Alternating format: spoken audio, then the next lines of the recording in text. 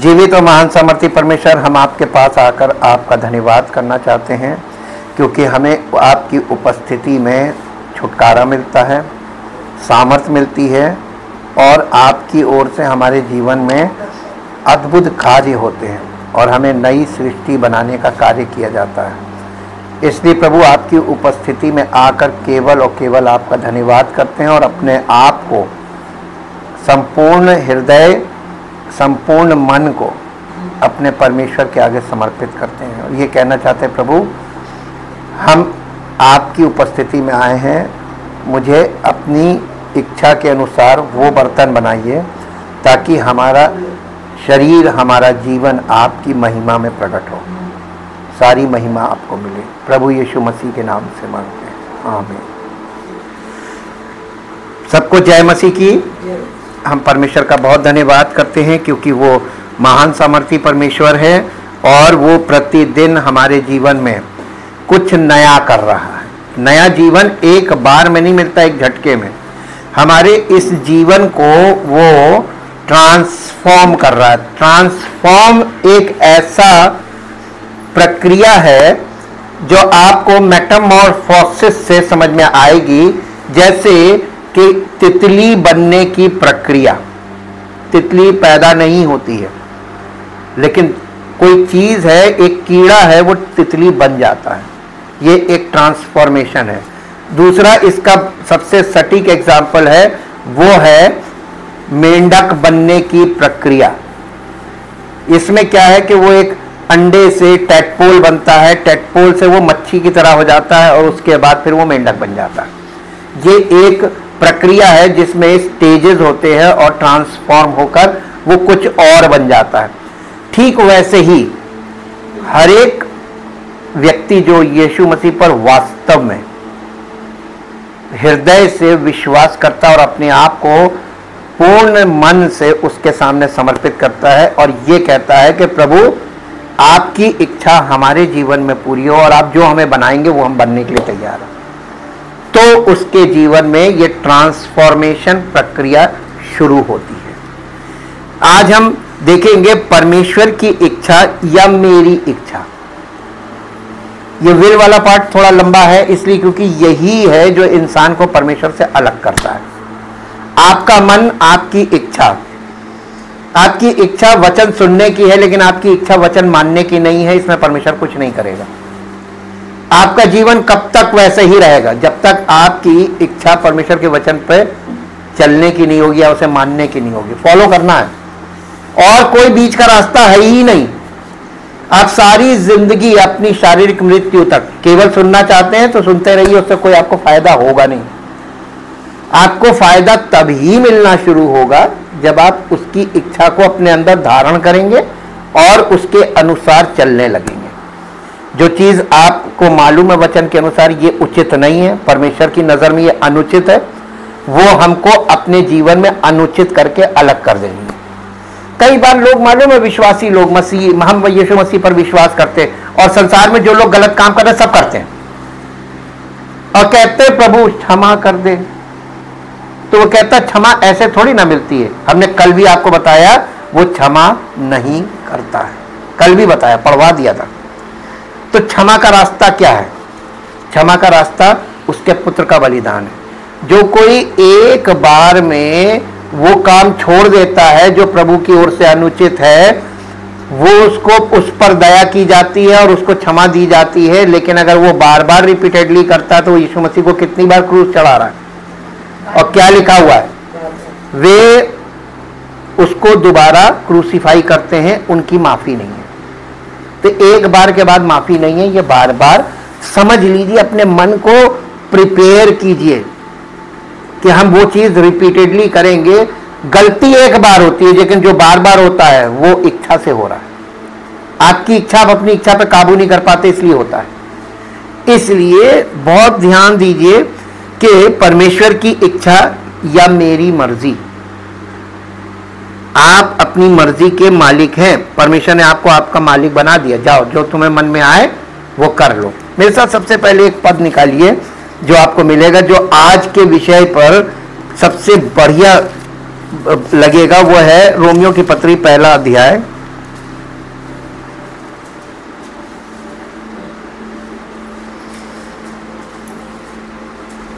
पहला अध्याय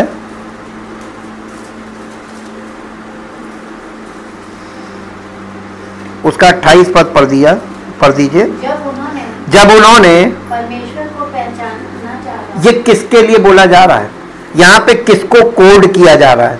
इसमें यह बताया जा रहा है कि परमेश्वर का क्रोध तो उन लोगों की सब अभक्ति और अधर्म पर स्वर्ग से प्रकट होता है जो सत्य को अधर्म से दबाए रखते हैं, इसलिए कि परमेश्वर के विषय का ज्ञान उनके मनों में प्रकट है, क्योंकि परमेश्वर ने उन पर प्रकट किया है। और यहाँ पे ये बताया जा रहा पुराने नियम के सारे विश्वासियों के लिए और सारे लोगों के लिए कि परमेश्वर को वो जानते थे। जब उन्होंने परमेश्वर को पहचानना ना चाहा, जानते थे लेकिन क्या नहीं था, पहचानते नहीं थे। जब परमेश्वर का पुत्र प्रकट हुआ तो उसने किसको प्रकट किया? परमेश्वर को प्रकट किया, जिसे वो जानने का दावा करते थे लेकिन पहचानते नहीं थे। जब प्रभु यीशु मसीह आया तो उन्होंने उसको नहीं पहचाना और परमेश्वर को जानने का दावा उसी के सामने कर रहे थे।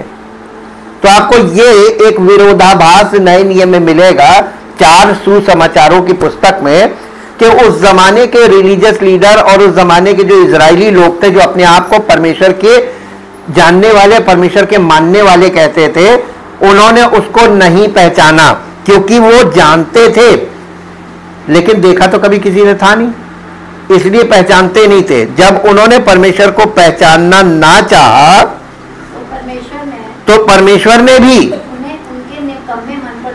उन्हें उनके निकम्मे मन पर छोड़ दिया। जाओ तुम्हारी मर्जी, अपनी मर्जी पूरी कर लो।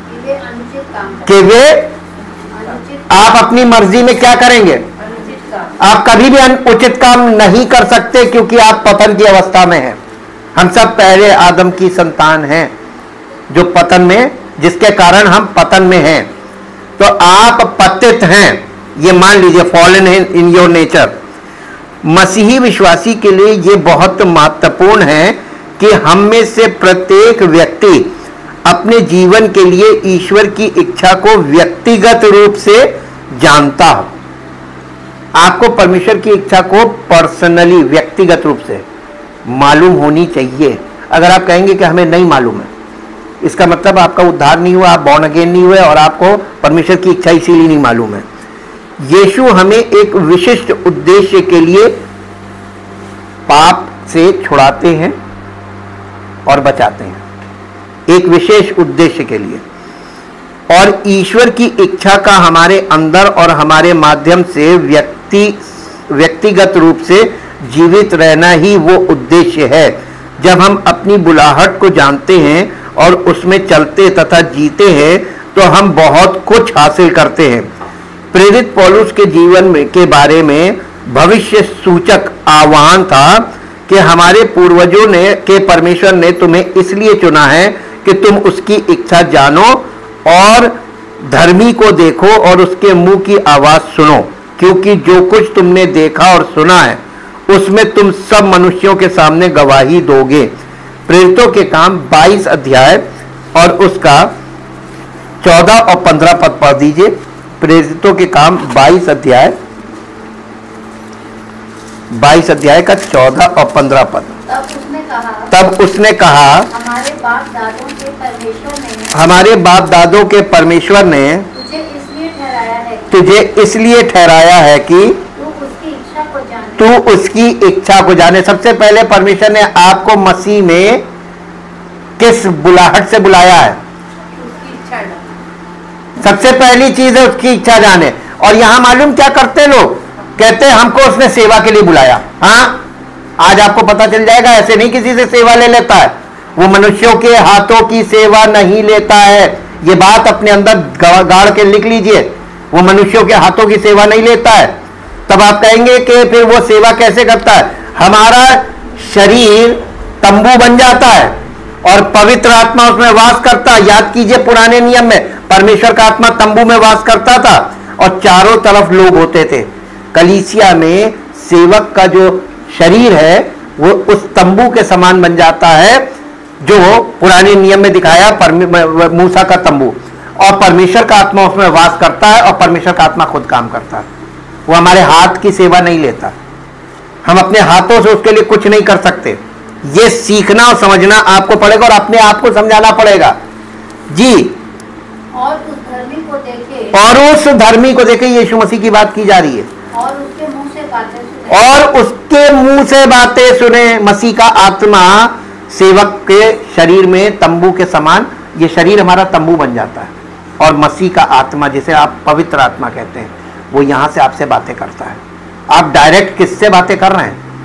आपसे कौन डायरेक्ट बात कर रहा है? यीशु मसीह बात कर रहा है आपसे, और आप यीशु मसीह का बार बार बार बार उसका सुनते तो हैं, लेकिन उसको मानते बिल्कुल नहीं है। इस चीज को बहुत गौर करें अपने जीवन में, क्योंकि आपके जीवन में ऐसी ऐसी विपत्तियां आके खड़ी होंगी कि आप दंग रह जाएंगे कि हम जाते तो हैं, लेकिन हम प्रभु पे विश्वास करते। आपको लगता है कि आप विश्वास करते हैं, लेकिन जब तक आप समर्पित नहीं है, परमेश्वर आपको एक्सेप्ट नहीं करता।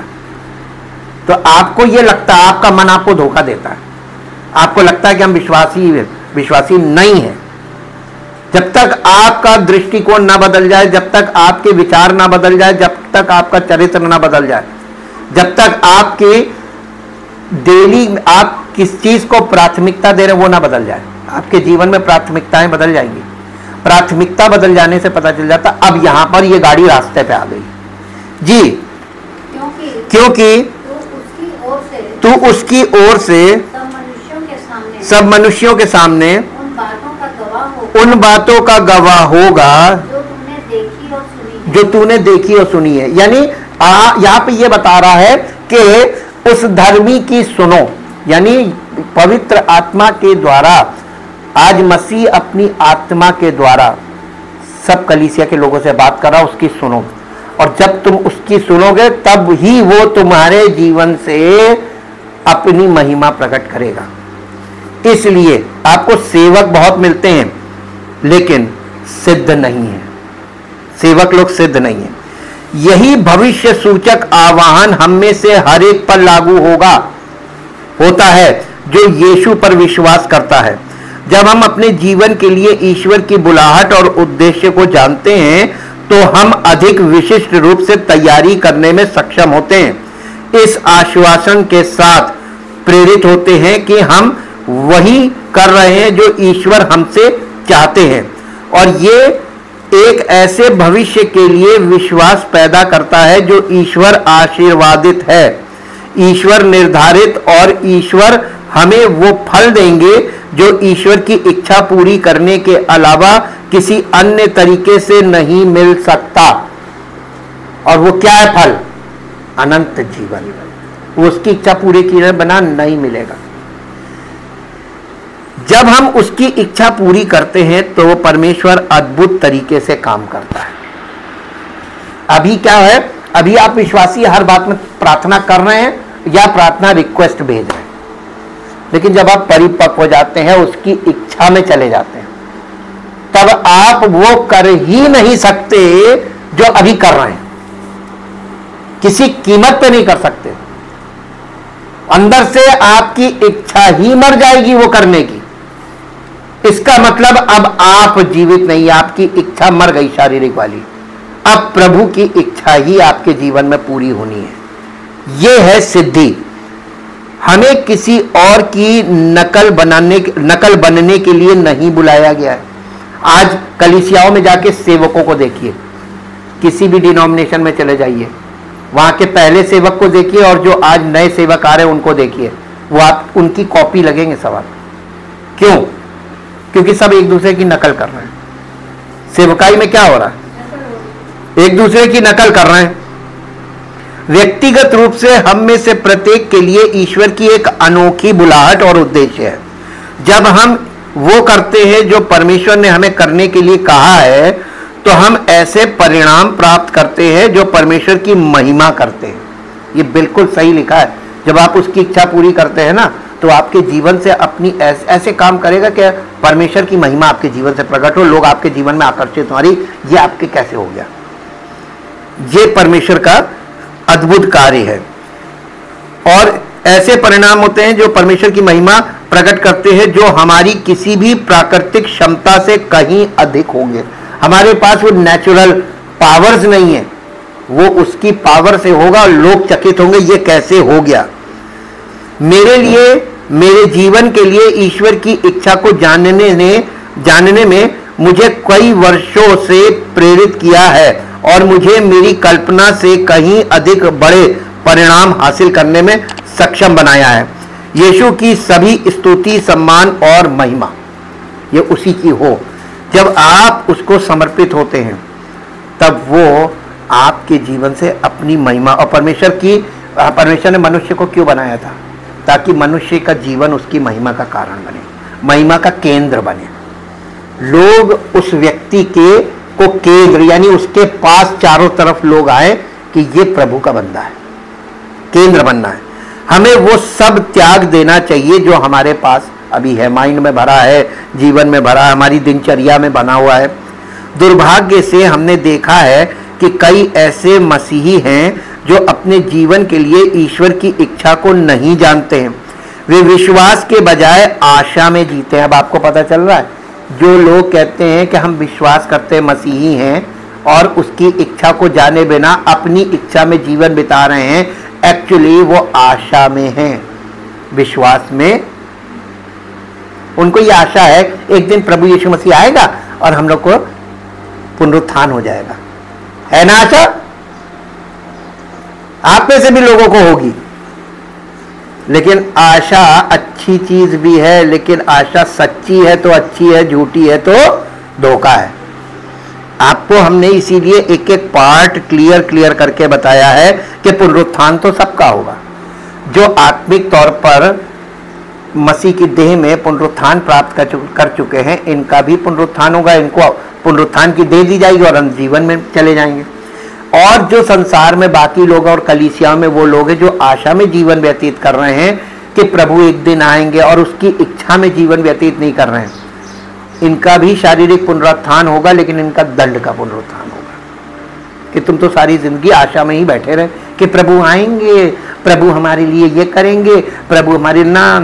प्रभु ने जो करना था करने के बाद पवित्र आत्मा को भेज दिया कि जाओ अब तुम्हारा काम है। वे विश्वास के बजाय आशा में जीते हैं और किसी तरह सोचते हैं कि परमेश्वर उनमें से एक अद्भुत आश्चर्य कर्म उनके जीवन में करने जा रहे हैं और वो एक दिन सब कुछ बदल जाएगा। अपनी यात्राओं के दौरान मसीहों ने मुझसे ये कहा है, काश मैं अपने जीवन के लिए ईश्वर की इच्छा जानता, या मैंने कभी परमेश्वर की आवाज नहीं सुनी। मेरे लिए बहुत दुखद है। एक मसीही के रूप में हमारी पहली जिम्मेदारी हमारी इच्छा और हमारे पास जो कुछ भी है उसे ईश्वर की इच्छा के अधीन करना होना चाहिए। यीशु ने कहा, लूका रचित सुसमाचार 14 अध्याय उसका 25 से 35 तक पढ़ें, 25 से 35 तक 14 अध्याय। जब बड़ी भीड़ उसके साथ जा रही थी तो उसने पीछे मुड़कर उनसे कहा, यदि अगर कोई मेरे पास आए तो अपने पिता और अपने माता और अपनी पत्नी और बच्चों और भाइयों और बहनों वरन अपने प्राण को भी अप्रिय ना जाने, तो वो मेरा चेला नहीं हो सकता। क्या क्या चीज आपको अप्रिय माननी होगी प्रभु के पास जाने के लिए, उसको फॉलो करने के लिए? सारे रिश्ते आगे सारे रिश्ते, आप रिश्तों में फंस गए। और ये मालूम क्या है, फॉलन नेचर में है सब। तो ये फॉलन नेचर के जो रिश्ते हैं ये सब स्वार्थ के, इनमें स्वार्थ है और आपको ये रिश्ते स्वार्थ में पकड़ लेते हैं और आपकी डेस्टिनी को खत्म कर देते हैं। आपको जहां पहुंचना है वहां तक नहीं जा सकते आप इच्छा, भावना, कल्पना में फंस गए और आप इन्हीं में फंस के रह जाएंगे। आप यीशु मसीह तक नहीं पहुंच पाएंगे। अब एक बड़ा क्वेश्चन, क्या आप यीशु मसीह के द्वारा स्वर्ग राज्य के वारिस होना चाहते हैं? उसी के द्वारा हो सकता है और कोई दूसरा रास्ता है नहीं। संसार में कोई पहुंचा नहीं सकता है। जो स्वर्ग तक जीवित पहुंचा वही आपको जीवित अवस्था में वहां पहुंचाएगा, पुनरुत्थान के बाद पहुंचाएगा। तो पहले पुनरुत्थान है, तो किसी का हुआ नहीं तो कोई आपको पुनरुत्थान की देह नहीं दे सकता, कोई आपका पुनरुत्थान कर नहीं सकता। किसी ने संसार के पापों के लिए, मनुष्य जाति के पापों के लिए पाप दंड नहीं भोगा, इसलिए कोई आपको पापों की क्षमा दे नहीं सकता। मैं आपको सारी चीजें लाके कंप्लीट करके बता रहा हूं। इतनी लंबी चौड़ी स्टडी की आज जरूरत नहीं है, आज तो बस टिप्स पे है सब कुछ। आपने इतनी पीढ़ियों से सब कुछ देखा, और नहीं देखा तो पहले देख लीजिए और फिर बाइबल में आइए, तब आपको पता चल जाएगा कि ट्रेडिशंस ऑफ द वर्ल्ड ये शुरू से, जहां से शुरू है और ये अंत तक चलते चले जाएंगे, इनका कोई रिजल्ट नहीं है। इसमें भीड़ की भीड़, भीड़ की भीड़ इसमें बनी रहेगी, क्योंकि वहां उद्धार तो है नहीं, तो भीड़ तो लगेगी। ये यहां पर एकदम मुद्दे की बात है कि अगर आप यीशु मसीह के पीछे चलना चाहते हैं तो यीशु मसीह ने अपने मुंह से ही बताया है कि हमको वो क्या चीज एक्सेप्ट नहीं करेगा। वो आपको पहले आपको एक्सेप्ट करेगा जब तुम मसीह में आ गए, तुम्हारा आत्मिक पुनरुत्थान हो गया, तुम्हें नया जीवन प्राप्त हो गया, स्पिरिचुअल लाइफ जिसे मसीही जीवन कहते हैं। उसके बाद तुम्हारे बाकी रिश्तों में भी प्रभु उन्हें भी ले आएगा, क्योंकि तुमको सामने रखेगा। तुम्हारे जीवन को देखकर वो तुम्हारी तरफ चलने लगेंगे, हमें भी यही चाहिए, हमें भी यही चाहिए। अब आप एक बात बताइए कि कोई चीज आपको बोला जा रहा है कि ये मिलेगा और आपको ये नहीं मालूम है कि वो मिलेगा क्या, आप केवल कल्पना कर रहे हैं कि ये मिलेगा। मसीही जीवन कल्पना वाला जीवन नहीं है, मसीही जीवन डेमोन्स्ट्रेटेड लाइफ है। इसलिए पहले सेवक का लाइफ को डेमोन्स्ट्रेशन में आगे रखेगा और तब आपको उसके द्वारा बात करता है, ताकि मैं तुम्हें ऐसा बनाना मांगता हूं। तो आप बनना चाहेंगे? अगर हाँ है तो बहुत ध्यान दीजिएगा, हाँ वाले बहुत ध्यान दे कि ये इसके लिए करना चाहिए। यहां पे उसने बताया कि क्या नहीं वो एक्सेप्ट करेगा। जी आगे पढ़िए। और जो कोई अपना क्रूस ना उठाए, और जो कोई अपना क्रूस, यीशु मसीह का नहीं उठाना है, अपना क्रूस ना उठाए, वो मेरे पीछे ना आए, वो मेरे पीछे आए नहीं, मना कर दिया उसने। वो भी मेरा चेला नहीं होता, वो भी मेरा चेला नहीं हो ही नहीं सकता, क्योंकि वो क्या नहीं उठाए? अपना क्रूस। अब आपको बताएं आपका क्रूस क्या है। आपकी क्रूस अलग है, मेरी क्रूस अलग है, इनकी क्रूस अलग है, इनकी क्रूस, सबकी अलग अलग क्रूस है। क्रूस का मतलब क्या होता है? अपनी मृत्यु शैया को लेकर चलना, या ये समझ लीजिए अपनी वेदी को लेकर चलना, जिस पर हम, अब ये क्या चीज है मालूम है? क्रूस, शराब, पाप, इनको लेकर हम मसीह के पीछे चलते हैं और इसको क्रूसीफाई करते जाते हैं। सैटरडे वाला फिर से सुनिएगा, वहां हमने बताया था यदि तुम आत्मा के द्वारा देह की क्रियाओं को मारोगे, ये प्रतिदिन करना है, क्योंकि यीशु मसीह के पीछे आपको डेली बेसिस पे चलना है, मंथली बेसिस या वीकली बेसिस पे नहीं चलना, डेली बेसिस पे। प्रतिदिन अपना क्रूस उठाकर मेरे पीछे होले कह रहा है। इसका मतलब कि पौलुस ने उसको क्लियर किया कि प्रतिदिन पवित्र आत्मा के द्वारा देह की क्रियाओं को मारना। इसका सिंपल हम कर देते हैं, आपको रोज अपनी इच्छाओं को मारना है। क्या मारना है? कौन सी इच्छा? जो शारीरिक इच्छाएं हैं, शरीर की अभिलाषाएं हैं, उन्हें मारना है। जब आप जीवन में हैं तो आपको, अब हम आपको छोटे छोटे एग्जाम्पल दे सकते हैं। सड़क पे जा रहे हैं, कोई चीज ऐसी खाने की बिक रही है तो लोगों को अरे वो मिल रहा है, अरे थोड़ा सा खाएंगे, मन मचल गया। ये क्या है? आपको क्या करना है अगर आप मसीह पर विश्वास करते हैं? क्या मारना? इसी इच्छा को मारना नहीं। अब आपको एक बात बता दें, छोटे बच्चे कैसे सीखेंगे? फिजिकली सीख सकते हैं। छोटा बच्चा वो जो हम लोग साथ बाजार में जाता है, जिद करता है, खिलौना देखेगा तो जिद करेगा, जो उसकी चीजें पसंद की है, कोई उसकी खाने की अच्छी चीज, उसके लिए चॉकलेट और ये वो जितनी चीजें देखेगा सबके लिए जिद करेगा। तो हम लोग कैसे बच्चे को हैंडल करते हैं? उन्हें प्यार से समझाते हैं, बेटा हम देंगे, अरे इससे अच्छा हम तुम्हें ला देंगे। काउंसलिंग करते चलते हैं ना। अगर आप बच्चे को यहाँ पर इच्छा मारना, उसकी वहीं से ट्रेनिंग वहीं से शुरू हो जाती है अभी नहीं, अभी धूप हो रही बेटा, ये धूप में ये चीज नहीं खानी है, उसको रोकना है, उसको ना ना ना करके उसको ये संतुलित करना है कि नहीं, हर चीज जो तुम देखोगे उसको हासिल मत करना।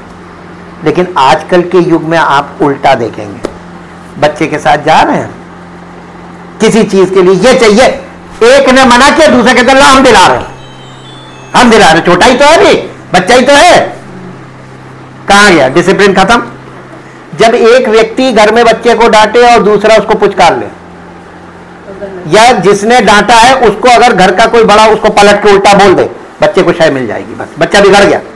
हम आपको लिख के दे रहे, बच्चा बिगड़ गया, वो कभी नहीं ठीक होगा। क्यों? क्योंकि बच्चे को जब कोई भी डांटे, चाहे उसका माता पिता या घर का कोई बड़ा, तो कोई भी व्यक्ति उसमें बीच में टिप्पणी ना करे। डिसिप्लिन अगर चाहते हैं कि बच्चे में आए, क्योंकि अभी उसको ये नहीं मालूम है, एक ने डांट दिया और चार ने पुचकार लिया तो बच्चा बिगड़ जाएगा। लिख के ले लीजिए मुझसे, स्टैम्प पेपर पे लिख के दे सकता हूं, कोई दूसरा रास्ता फिर आपको मिलेगा नहीं जीवन में।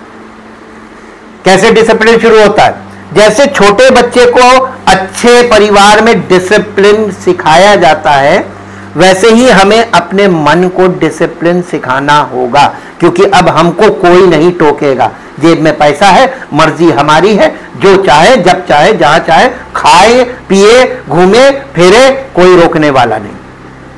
लेकिन ये खतरनाक बात है, जब आप पूर्ण तरीके से स्वतंत्र है अपनी इच्छा में, तभी खतरा है, क्योंकि उसी समय आपका जीवन सारी समस्याओं को बटोर लेगा। खाने पीने से समस्या आएगी, आपकी मर्जी अपनी पूरी कर रहे हैं।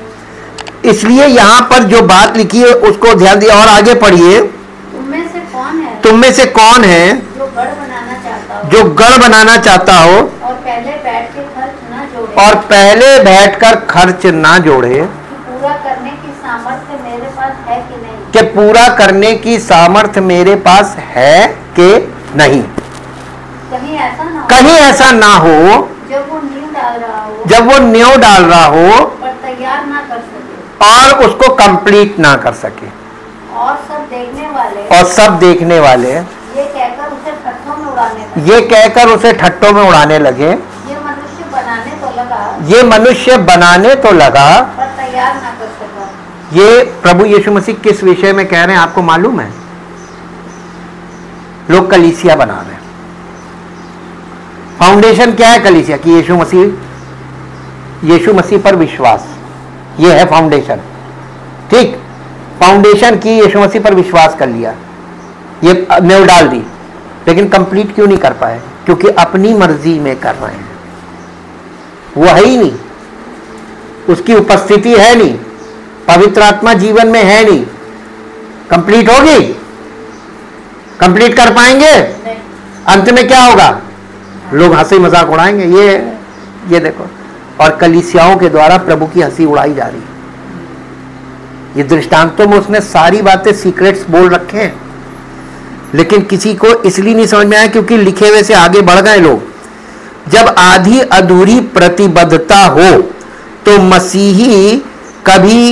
मसीही जीवन में कभी कोई काम यीशु मसीह काम नहीं करेगा। आपका जो प्रतिबद्धता को इंग्लिश में क्या बोलेंगे? आपका जो यानी उत्तरदायित्व है पर मसीही विश्वासी होने के नाते, वो रिस्पॉन्सिबिलिटी, अगर वो सही नहीं है, आप रिस्पॉन्सिबल नहीं है अपने विश्वास के प्रति, अपने विश्वास जिस पर आपने विश्वास किया उसके प्रति, तो आपके जीवन में यीशु मसीह काम नहीं करेगा। ये याद रखिए। और कभी धोखा, आपका मन आपको धोखा देता रहेगा और इसी बात में कि हम तो विश्वासी हैं, हम तो विश्वासी है, और कोई आपको बता भी नहीं कि वचन ही नहीं बता रहा, तो आप वचन से तो अनभिज्ञ, आप धोखे में रहेंगे। हम तो विश्वास करते हैं, हम तो प्रभु में, हम तो प्रभु में, और धोखे में निपट जाएंगे। आधे अधूरे मन वाले व्यक्ति में कोई सच्ची शक्ति या अधिकार नहीं होता है। जिसका मन पूरी तरीके से प्रभु की इच्छा में नहीं होता है, वो पवित्र आत्मा उन लोगों से बात नहीं करता है जो परमेश्वर की इच्छा को पूरा करने के लिए पूरी तरह से प्रतिबद्ध नहीं है। बहुत चीजें आपको स्पष्ट हो गई होंगी। वो हमें सभी सत्य की ओर ले जाता है और मार्गदर्शन करता कौन? पवित्र आत्मा। और हम अपनी इच्छा में है। यूहन्ना रचित सुसमाचार 16 अध्याय उसका 13 से 15 पद पढ़ दीजिए। 13, 14, 15 3 पद पढ़ दीजिए। यूहन्ना रचित सुसमाचार 16 अध्याय 13। परंतु जब वो अर्थात सत्य का आत्मा आएगा तो तुम्हें सब सत्य का मार्ग बताएगा। तो तुम्हें सब सत्य का मार्ग बताएगा। आपके यीशु में पवित्र आत्मा क्यों आएगा? सत्य का मार्ग, मार्गदर्शन करने के लिए आएगा। सत्य के मार्ग में मार्गदर्शन करने के लिए आएगा। और जो व्यक्ति प्रभु से प्रेम करने का दावा करता है लेकिन वो पवित्र आत्मा के मार्गदर्शन के लिए उसकी उपस्थिति में नहीं आता है, तो कैसे वो परमेश्वर की इच्छा को जानेगा अपने लिए? वो अभी 50-50 में है, धोखे में है, आशा में जीवन बिता रहा है और आशा को वो विश्वास मान रहा है जी। क्योंकि वो अपनी ओर से न कहे, वो अपनी ओर से कुछ नहीं कहेगा। पवित्र आत्मा की अपनी कोई थ्योरी नहीं है, अपनी कोई इच्छा नहीं है। पवित्र आत्मा किसकी इच्छा पूरी करने के लिए आया है? पिता पुत्र की। और पिता पुत्र की इच्छा एक है। पिता पुत्र एक, पिता पुत्र की इच्छा एक, पिता पुत्र का उद्देश्य एक, पिता पुत्र की योजना एक। और उस सारी बातों को जो एक है पिता पुत्र की, उसे पवित्र आत्मा के द्वारा जमीन पर हमारे हर विश्वासी के जीवन में पूरा करने के लिए मसीह का आत्मा आया है, जिसे हम पवित्र आत्मा कह रहे हैं, सत्य का आत्मा जी। परंतु जो कुछ सुनेगा, परंतु जो कुछ सुनेगा वही कहेगा और आने वाली बातें तुम्हें बताएगा।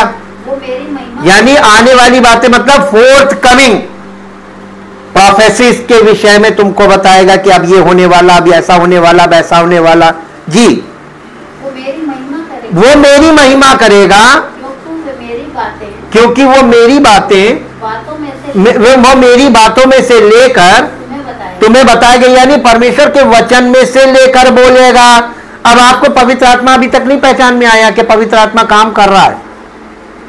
आप पता नहीं कौन सा पवित्र आत्मा। देखिए यीशु मसीह ने बोला मार्ग, सत्य और जीवन। मनुष्य सत्य कौन है? प्रभु यीशु मसीह। और यीशु मसीह जब महायाजकीय प्रार्थना कर रहा था तो उसने कहा सत्य के द्वारा इन्हें पवित्र कर और तेरा वचन सत्य है। तो दूसरा सत्य क्या है? परमेश्वर का वचन, यानी old testament, word of God, वो सत्य है और यीशु मसीह सत्य है। तो पवित्र आत्मा किसका आत्मा है? वचन का आत्मा कह लीजिए या सत्य का आत्मा कह लीजिए, यानी मसीह का आत्मा है ना। तो ये उसका आत्मा है जिसको अभी तक लोग समझ नहीं पाए हैं और वो उसकी इच्छा और योजना हमारे विश्वासियों के जीवन में पूरी करने के लिए भेजा गया है। यदि आप ऐसे व्यक्ति हैं जो अपने जीवन के लिए ईश्वर की इच्छा को जानने के लिए संघर्ष कर रहे हैं, तो मैं आपको ईश्वर के साथ अकेले रहने के लिए कुछ समय निकालने के लिए प्रोत्साहित करता हूं। अपनी आत्मा को उनके सामने स्थिर रखें और उनसे बात करने के लिए उनकी सुने। प्रभु से आप बात किस विषय पे करेंगे? आपको पहले सुनना पड़ेगा।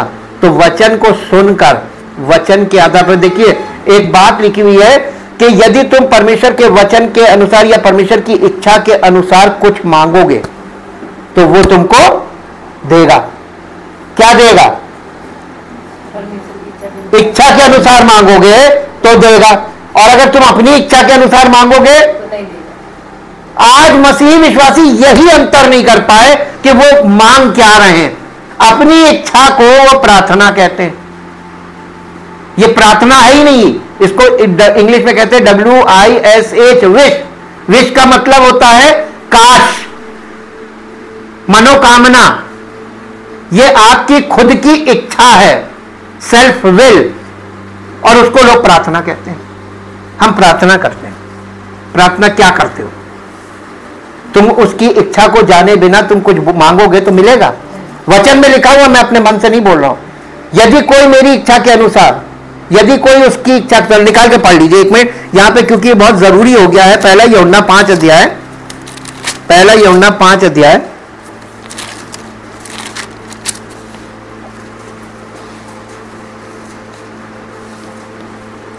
14 पद पढ़ दीजिए।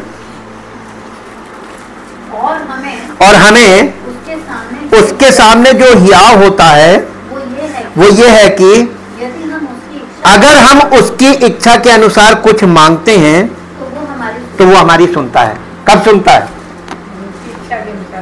उसकी इच्छा क्या है आपको मालूम नहीं, आप मांग रहे हैं, सुनेगा? तो पहले क्या चीज है? हमें उसकी इच्छा मालूम होनी चाहिए, और उसकी इच्छा के अनुसार अगर हम कुछ मांगते हैं, इसको कहते हैं प्रार्थना। और मैं आपको लिख के दे रहा हूं, अगर आप उसकी इच्छा जान जाएंगे ना, तो ये जो लिस्ट लेके जो आप प्रार्थना करते, जो अभी प्रेजेंट में प्रार्थना जिसको आप कहते हैं ये प्रार्थना ही नहीं, आपको पता चल जाएगा। ये तो मांगना है, रोज मांगने को मना करता है। प्रार्थना का अर्थ पहले समझो कि क्या कहा गया है। उसकी इच्छा के अनुसार मांगोगे तो तुम्हें अवश्य मिलेगा, और अभी तक तुमको जो मिला है वो उसकी इच्छा के अनुसार मिला है, और जो नहीं मिला है इसका मतलब वो उसकी इच्छा नहीं है। अब मालूम है यहीं पर लोग क्या करते हैं बीच में कि ये चीज नहीं है, प्रभु ये दे दे, प्रभु ये दे दे, प्रभु ये दे, देख मेरा पड़ोसी कार दिया है, प्रभु मुझे भी कार दे दे। ये हिस्का है, उसने ये लिया मैं भी लूंगा, ये हिस्का है। परमेश्वर की संतान नहीं, आप परमेश्वर के पुत्र और पुत्री बन रहे, यानी मैच्योर। संतान में और पुत्र पुत्री में अंतर क्या है बताइए? मैच्योरिटी का अंतर है कि नहीं है? तो मैच्योरिटी का अंतर है, और विश्वासियों में भी स्पिरिचुअली मैच्योरिटी का बहुत अंतर है। ये सब बेबीज हैं, ये कलीसिया में आके मांगने लगते हैं। इनकी इच्छा में केवल डिमांड्स होती है, ये कर दे प्रभु, ऐसा कर दे प्रभु। डिक्टेटर होते हैं, वो उसको बता रहे कि ऐसा करो वैसा करो, जैसे उसको तो मालूम नहीं है। अब यहां पे हमने इस चीज को देख लिया है, वो आपके एहसास से कहीं अधिक आपसे बात करने की इच्छा रखता है। आप कई बार एहसास करते हैं कि प्रभु हमसे बात नहीं कर रहा, प्रभु आपके एहसास करने, आप फील करते हैं, लेकिन वो आपकी फीलिंग से बढ़कर है, वो आपसे बात करने की इच्छा करता है, लेकिन आप उसकी सुनने की इच्छा नहीं रखते। आप उसकी उपस्थिति में आकर सुनने के लिए इच्छुक नहीं है। धर्म ग्रंथ में जाने के लिए समय निकाले, यानी परमेश्वर के वचन में जाने के लिए समय निकाले, क्योंकि धर्म ग्रंथ हमसे बात करने वाले ईश्वर की वाणी की एकमात्र सच्ची पुष्टि है। परमेश्वर कभी भी अपने वचन का उल्लंघन नहीं करते हैं। परमेश्वर ने सबसे ज्यादा इज्जत की, अपने नाम से अधिक किसको इज्जत दी? अपने वचन को। Word is priority in his side. परमेश्वर के सामने वचन की महत्व बहुत है। वो वचन को आदर दे रहा है, अपनी वाणी को आदर दे रहा है, और इंसान उसकी वाणी का निरादर कर रहा है अपनी इच्छा के लिए, केवल अपनी इच्छा। उसका वचन पवित्र शास्त्र बाइबल में दर्ज है। जब वो आपसे बात करता है तो वो आपसे जो कह रहा है उसका यथाशीघ्र पालन करने का प्रयास करे। यानी जब आप वचन सुनते हैं उसको तुरंत लागू कर ले अपने जीवन में। तुरंत नहीं किया तो फिर कभी नहीं कर सकते, कभी नहीं कर पाएंगे। सुनो, तुरंत मानना शुरू कर दीजिए, बच्चे की तरह बन जाइए। जब आप ऐसा करते हैं तो आप व्यवहारिक तरीके से ईश्वर की आवाज को जारी कर रहे होंगे, जो आपके जीवन को उसके साथ नए आयामों में ऊपर उठता हुआ देखेंगे। आप स्पिरिचुअली ग्रोन अप होने लगेंगे। जैसे आप तुरंत सुनेंगे तुरंत मानेंगे। यहां यह कहना आवश्यक है कि ईश्वर हमारी इच्छा का उल्लंघन नहीं करता। हमें स्वेच्छा से अपनी इच्छा ईश्वर को सौंपनी होगी और उससे अपनी इच्छा हमारे सामने प्रकट करने के लिए कहना होगा। इससे हमें नुकसान होगा, लेकिन इसके बाद होने वाले लाभ उन विचारों और तर्कों से कहीं अधिक होंगे जिनसे हम अपने दिमाग में संघर्ष कर सकते हैं। प्रभु यीशु हैं और उन्हें हम में से प्रत्येक के जीवन में एक नंबर चाहिए, यानी अव्वल मांगता कि प्रथम हमें कर दो, हमें प्रथम। प्रभु यीशु मसीह चाहता है कि उसको हम प्रथम कर दें, और हम स्वयं को प्रथम करके चलते हैं। ये स्वयं को प्रथम करके स्वयं को सेकंड पे ले आइए, उसको प्रथम कीजिए। वो दूसरा स्थान नहीं लेता, वो अब हमारी योजनाओं में फिट नहीं बैठता। हमें उसकी योजनाओं में फिट होना चाहिए।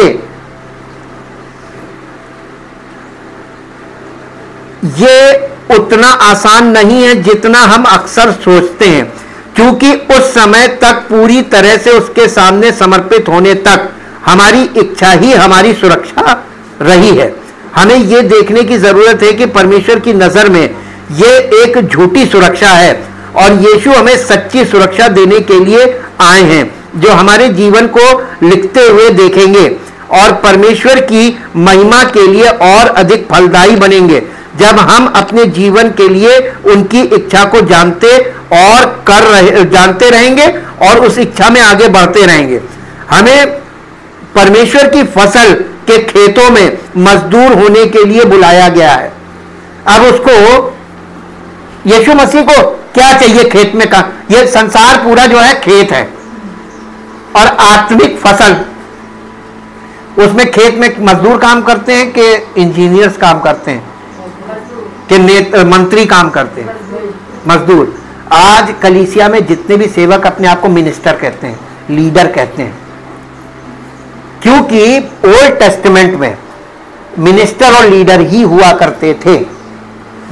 याजक महायाजक जो थे वो परमेश्वर के सेवक जो थे, उनका औहदा हुआ करता था। लेकिन नए नियम में अब सारा प्रीस्टहुड तो यीशु मसीह ने पूरा कर दिया, हम लोगों ने अध्ययन करके देख लिया। तो अब बताइए, एक ही अध्यक्ष है, वो है प्रभु यीशु मसीह। बाकी सब क्या है? उसके सेवक जो है वो बाकी सब विश्वासी क्या है? सब सेवक है। इसीलिए नए नियम के अनुसार कलीसिया में हर विश्वासी एक सेवक है। और वो सेवक कैसा? मजदूर। मजदूर का मतलब समझते हैं? आपने कभी मजदूरी कराई है? हम अनुभव के लिए पूछना मांग रहे हैं। कभी कराई मजदूरी? नहीं कराई तो हम बताएं आपको। आप कभी मजदूर को अपने हिसाब से कहिए ये कर दो, नहीं करेगा नहीं। जब तक कि उसका ठेकेदार नहीं बोलेगा, मिस्त्री नहीं बोलेगा, नहीं करेगा। वो मना भी नहीं करेगा, जी कर देंगे, लेकिन करेगा नहीं। करेगा उसकी बात। क्यों? क्योंकि उसको पैसा कौन देता है? ठेकेदार देता है या मिस्त्री देता है? आप किसको पैसा देते? मिस्त्री को। मिस्त्री को दे, तो जो पैसा देता है उसी का करेगा ना, उसी का कहना सुनेगा। ये बहुत बड़ी समझदारी है, एक अनपढ़ से सीख लीजिए। आपको मजदूरी कौन देगा? केवल उसी की सुनिए।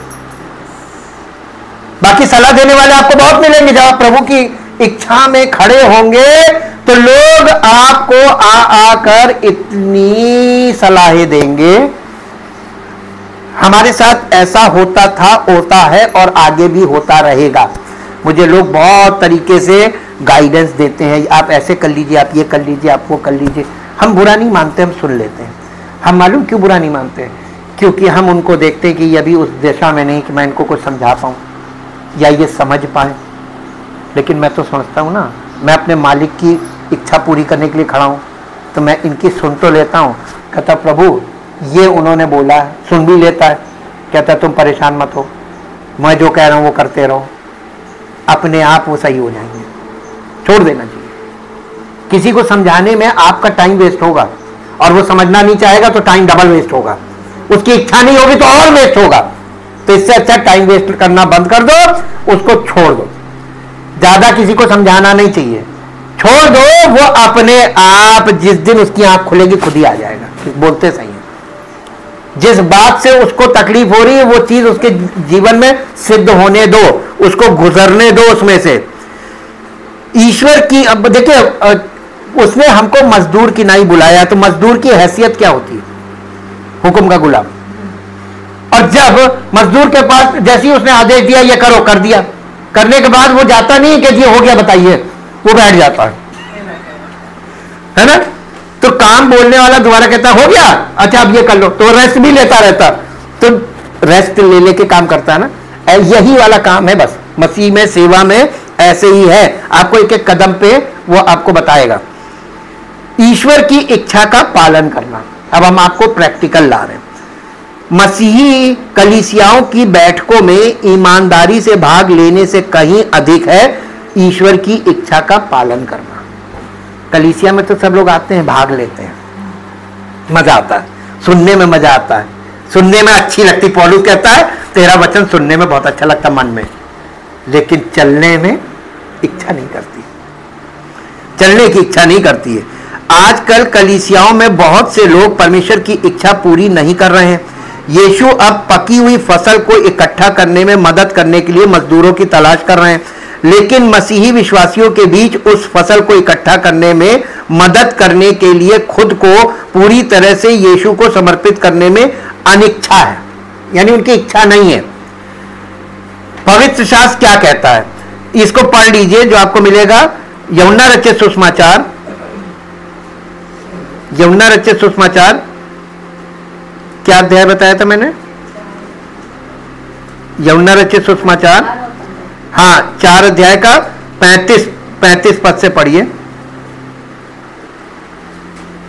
क्या तुम नहीं कहते, क्या तुम नहीं कहते कटनी होने में अभी भी 4 महीने पड़े हैं। कटनी होने में अभी भी 4 महीने पड़े हैं। देखो देखो मैं तुमसे कहता हूँ, मैं तुमसे कहता हूं, अपनी आंखें उठाकर अपनी आंखें उठाकर खेतों पर दृष्टि डालो। खेतों पर, खेत तो संसार है, बीज बोले कल जंगली दाने के दृष्टांत में बोला ना, खेतों पर यीशु मसीह क्या कह रहे हैं, अपनी आंखें उठाकर खेतों पर दृष्टि करके तो देखो ये खेत क्या है। अकॉर्डिंग टू जीसस क्राइस्ट खेत तो संसार है, तो आप संसार में उठा के आंखें नजरें उठा के देखिए तो खेत तो,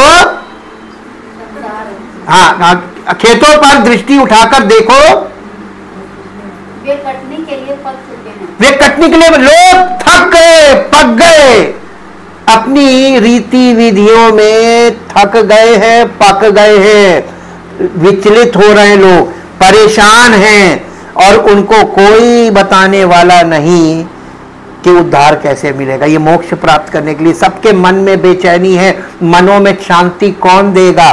प्रभु यीशु मसीह देगा। लेकिन ये बताएगा कौन? चल के दिखाएगा कौन? बताने का अधिकार केवल उसको जो चल के दिखाए। आप कब क्यों नहीं बता पा रहे? आपकी बोली पर क्यों नहीं विश्वास करते लोग? क्योंकि आप खुद चल के नहीं दिखा रहे, इसलिए आपकी बात नहीं मानेंगे। जब उनको दिखेगा कि नहीं, आप अगर नहीं भी बताएंगे, आपके जीवन से दिखना चाहिए। वो आप जब चलने लगेंगे ना तो उनको दिख जाएगा। जी, काटने वाला मजदूरी पाता, काटने वाला मजदूरी पाता और अनंत जीवन के लिए, और अनंत जीवन के लिए फल बटोरता है। फल बटोरता है। आप मसीह की सेवा में शारीरिक फल नहीं बटोरेंगे, अनंत जीवन के लिए फल बटोरेंगे। अब आपको निर्णय लेना है कि आप अपनी इच्छा में, शारीरिक इच्छा में रहेंगे या आप अनंत जीवन के लिए प्रभु की सेवा में आगे बढ़ेंगे। समर्पण चाहिए। मजदूरों को यीशु का अनुयायी बनना होगा।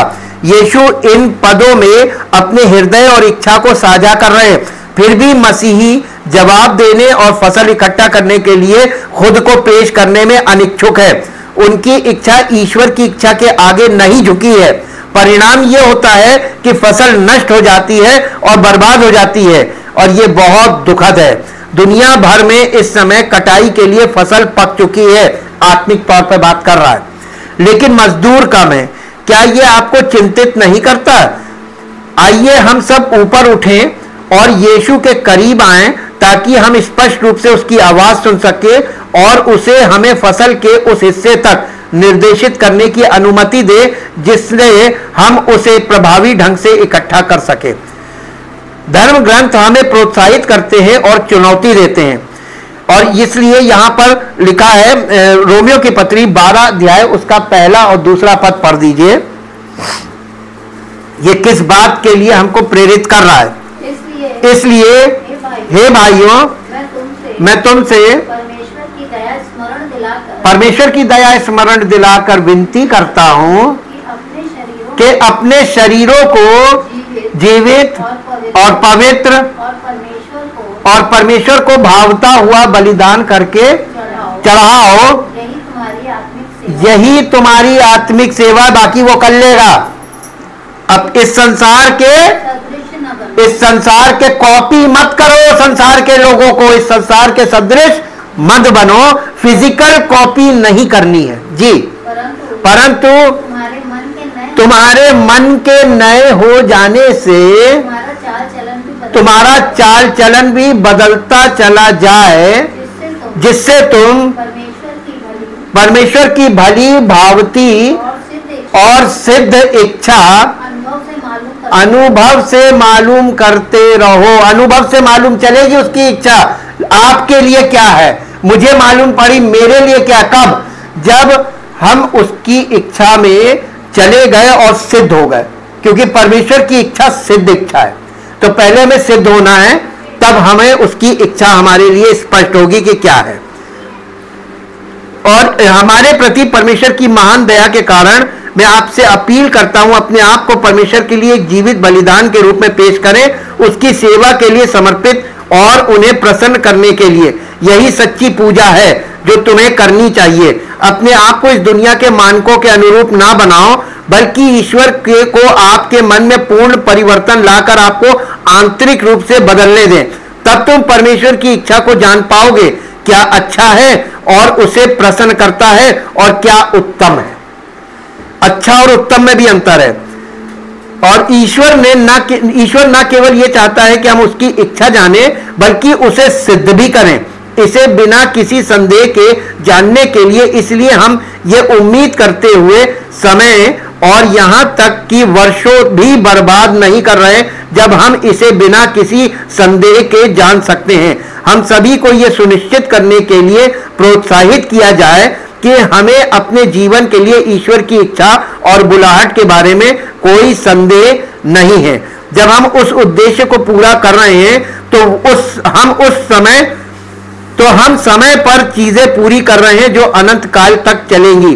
क्या सम्मान है, ये कैसा विशेषाधिकार है, ये जानने के लिए ईश्वर हम पर इतना विश्वास करता है कि वो दिनों में हमारे जीवन के माध्यम से अपनी इच्छा और उद्देश्यों को पूरा करने के लिए हम पर भरोसा करता है। परमेश्वर आपको भरपूरी से अपनी आशीष दे कि आप वो करने में सक्षम हो जो वो चाहता है। आप अपनी इच्छा को परमेश्वर के आगे समर्पित करके प्रतिदिन अपनी इच्छा को मारना शुरू कीजिए। कौन सी इच्छा? शारीरिक इच्छा है। जो शरीर के विचार आपके अंदर पैदा होते हैं वो आपको विचलित करेंगे। परम पिता परमेश्वर, हम आपका हृदय से धन्यवाद करते हैं आपके महान प्रेम के लिए, उस अनुग्रह के लिए प्रभु जो हरेक के जीवन पर आप बनाए रखते हैं। प्रभु, जितनों ने आप पर विश्वास किया और अभी एकदम इमेच्योर हैं आत्मिक तौर पर, और वो आपकी संतान तो हैं लेकिन अभी वो पुत्र और पुत्री नहीं बने हैं, हम प्रभु आपसे निवेदन करते हैं कि आपका अनुग्रह उन पर बना रहता है और वो इस बात को पूरी तरीके से समझते भी नहीं हैं।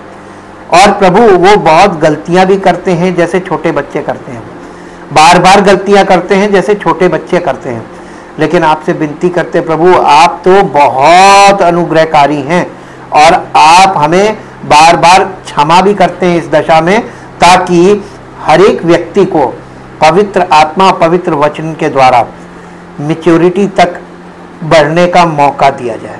प्रभु, आप हर एक को मौका दे रहे हैं कलीसिया में।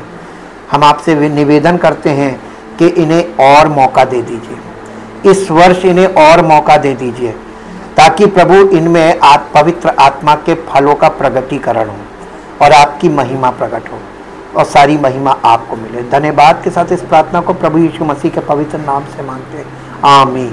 Praise the Lord.